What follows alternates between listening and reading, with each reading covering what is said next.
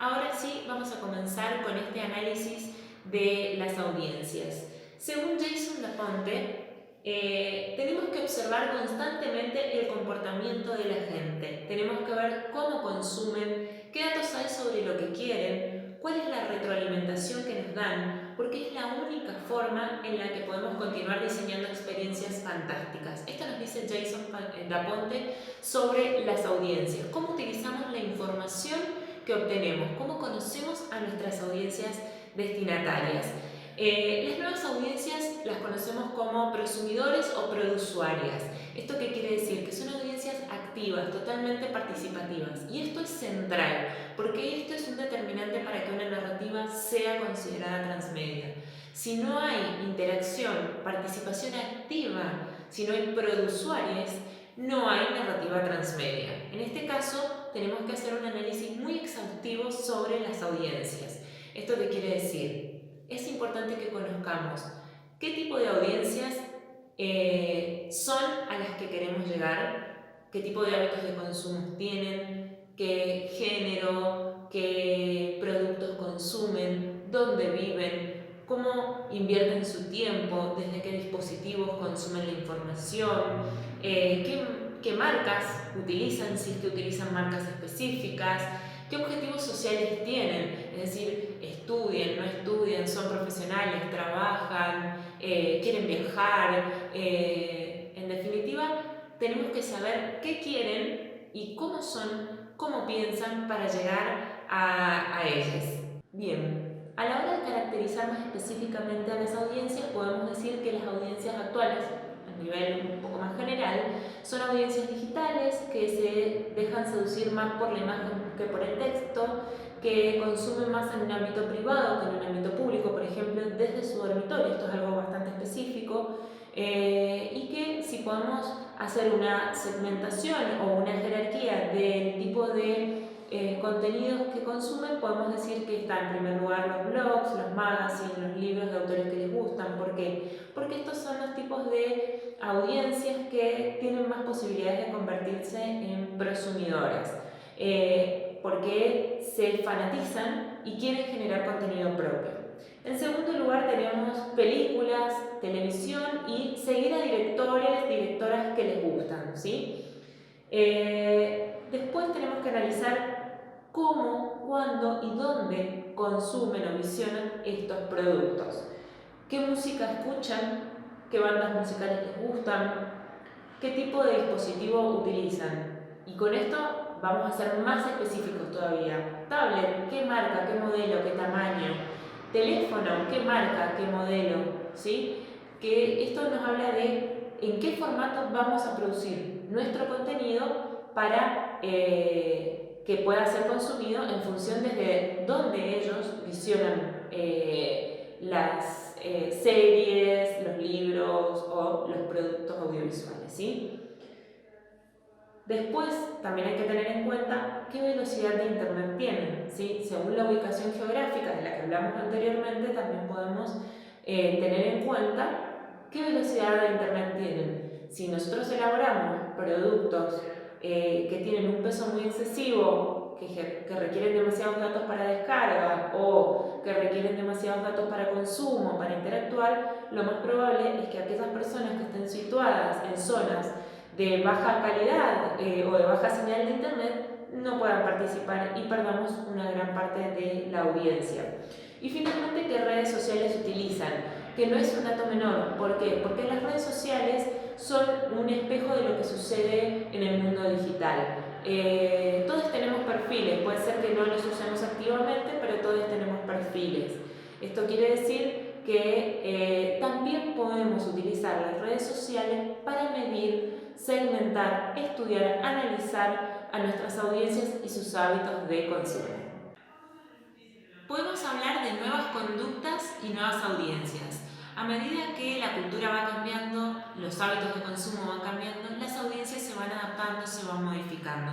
En la actualidad podemos hablar de audiencias que hacen referencia a la sigla ATAWAT y que son multitasking. ¿Qué quiere decir ATAWAT? Anytime, anywhere, any device y también any content. ¿Sí? ATAWAT Bueno, es un poco rara así la sigla, está en inglés, pero quiere decir en cualquier momento, en cualquier lugar, desde cualquier dispositivo y a cualquier contenido. Esta es la forma en la que podemos acceder a los contenidos actualmente y de la forma que podemos interactuar, ¿sí? Entonces, hablamos de usuarios multitasking. ¿Qué quiere decir? Cada vez es más habitual, pensemos en nosotros mismos como usuarios, que estemos cenando con el celular en la mano, viendo tele, o que estemos con la compu, la tablet y el tele encendido y el celular, digamos que estemos trabajando desde múltiples dispositivos, haciendo múltiples tareas, ¿sí?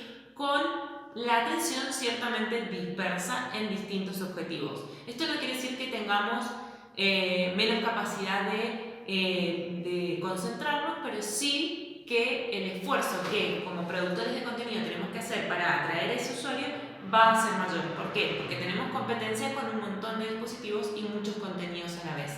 Por eso, una narrativa transmedia que puede dispersarse en esta multiplicidad de contenidos es sumamente útil. Pero ¿cómo llegamos a estas audiencias?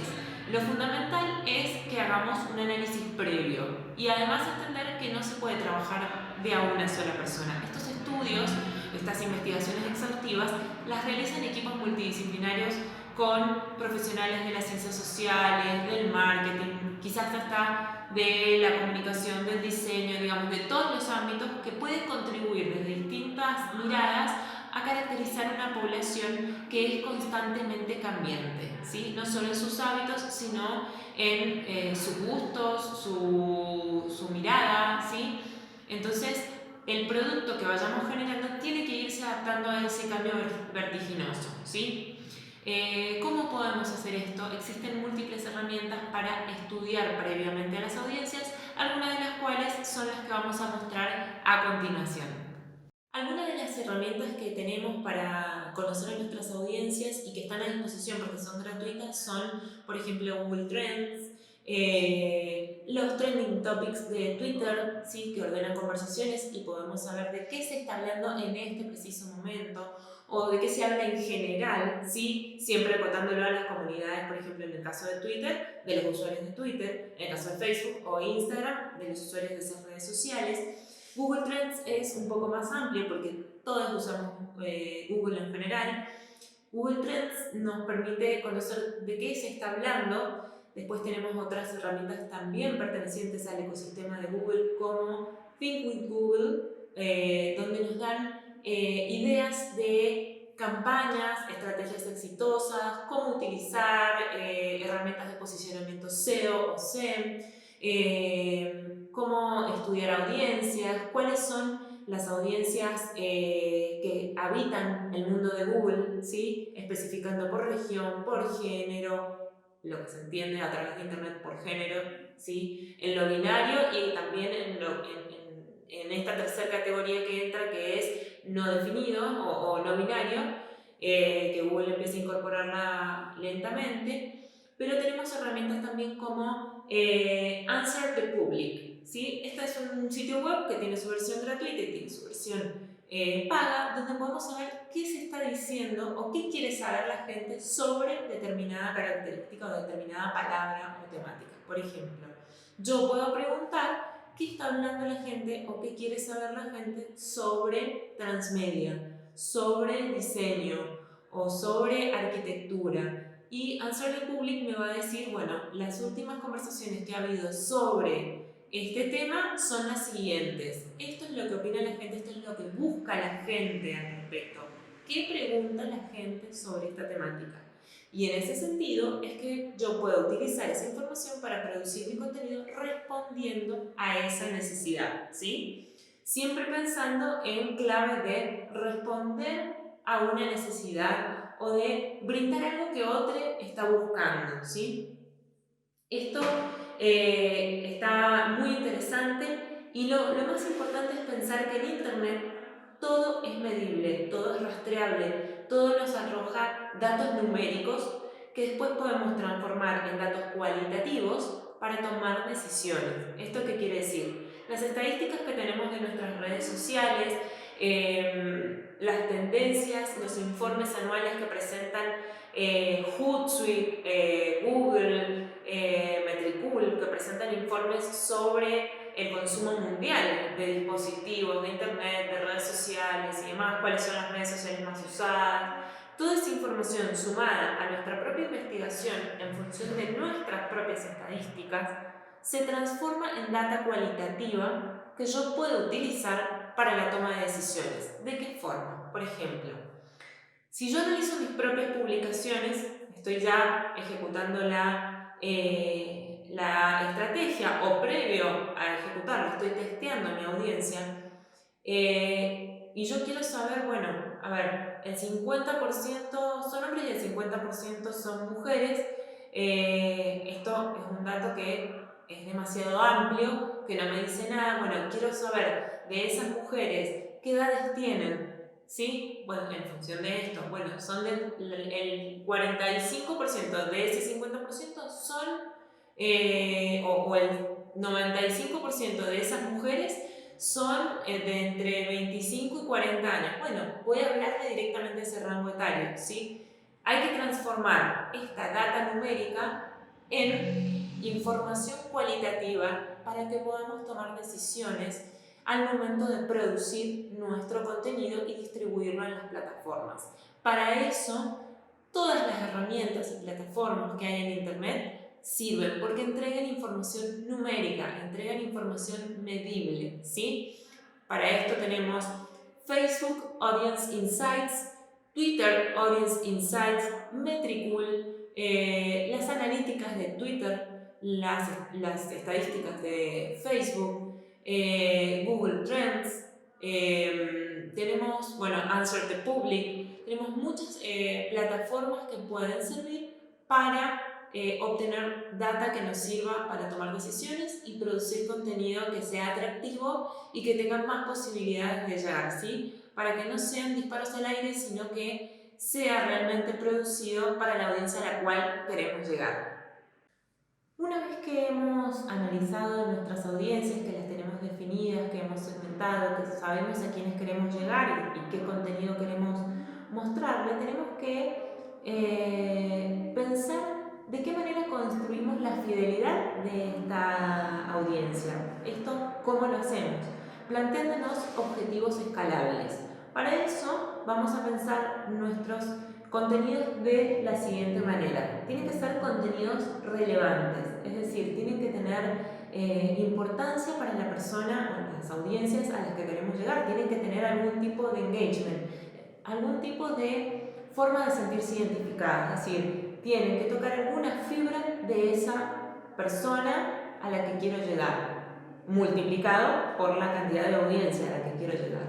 Eso es que sea relevante. Que sea relevante para mí quiere decir que tiene que tener algo que ver con mi vida, con mi realidad, con mi cotidianidad, con mis hábitos de consumo, con algún aspecto de todos los que estuvimos hablando anteriormente.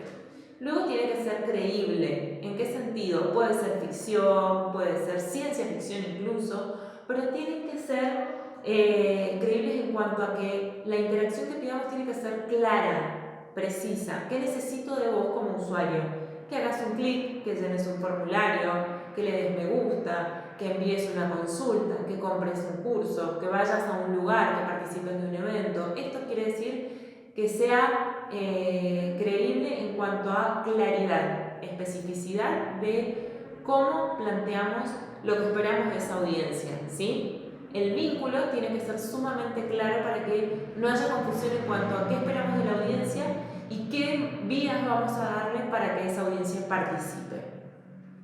Ser excepcionales. ¿Qué quiere decir esto? ¿Qué esperamos de esa audiencia? Conseguir compras, rating, reviews, comentarios, que haya posteos, que la prensa lo comente, lo levante, como se dice habitualmente. Eso quiere decir que sea un contenido excepcional, que llame la atención, que destaque, que se distinga del resto de los contenidos. Entonces hasta ahora vamos con que sea relevante, quiere decir que tenga algún punto de identificación, que sea creíble, ¿sí? Es decir, que sea claro, que sea excepcional, que se distinga del resto, que sea extensivo. ¿Qué quiere decir? Que sea un vínculo que se mantenga en el tiempo. que la persona vuelva a comprarme, que la persona vuelva para visionar un capítulo más de mi serie, de mi miniserie u otro corto más, que siga todos mis posteos, si tengo un blog que vea qué estoy escribiendo, que esté atento a mis actualizaciones, que sea una persona que vuelva constantemente a mi ecosistema digital o a mi ecosistema transmedia, ¿sí? Y finalmente, ser abiertos.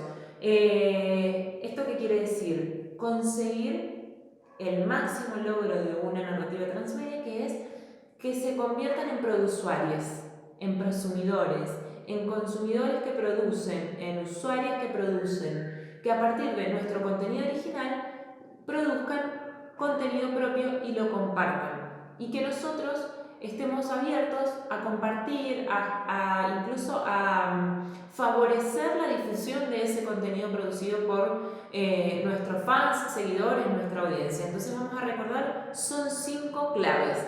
Tiene que ser un contenido relevante, creíble, excepcional, extensivo y abiertos. Esas son las 5 claves para que nosotros podamos vincularnos de manera cercana y lograr la fidelización de nuestras audiencias.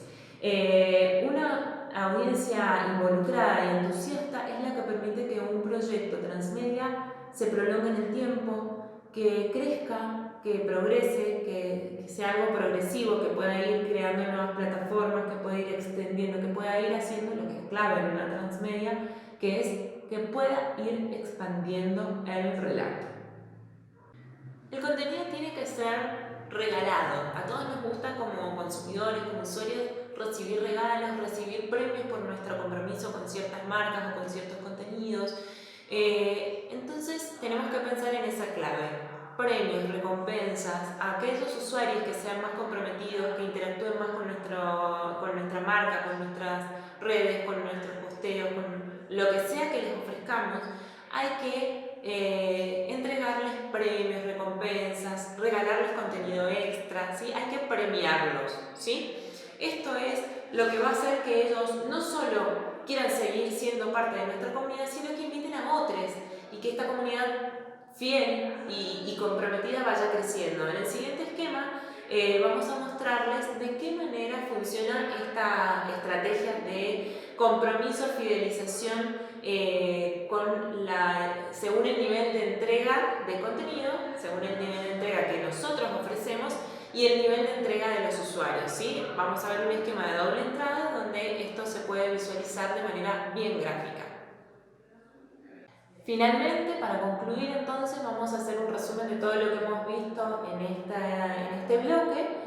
En los bloques anteriores, como dijimos, habíamos estado hablando de la construcción de mundos, de las plataformas, de las formas de expandir un relato, y hoy nos hemos dedicado específicamente a analizar, segmentar, estudiar nuestras audiencias y ver a través de qué herramientas podemos hacerlo. ¿Por qué? Porque no hay narrativas transmedia si no hay interacción con las audiencias. Las audiencias son una parte clave de nuestro relato. Si no, podría ser tranquilamente un relato multimedial donde la interacción es o no indispensable. Para que sea considerada una narrativa transmedia, las audiencias tienen que participar, tienen que ser prousuarias o prosumidores, como quieran llamarle, y para eso necesitamos conocerlos a fondo. Todas estas herramientas que hemos hablado hoy espero que les sirvan y que puedan conocer perfectamente a sus audiencias o lo más cercanamente posible, siempre teniendo en cuenta que los hábitos de consumo cambian vertiginosamente y que tenemos que estar manteniéndonos al día con esos cambios, estudiando constantemente las audiencias, estando atentos a qué nuevas solicitudes, pedidos o necesidades tienen estas audiencias para ir abriéndonos a nuevas posibilidades y de esta forma expandir el relato de nuevas maneras. Eso ha sido todo por hoy. Nos vemos en el bloque 5.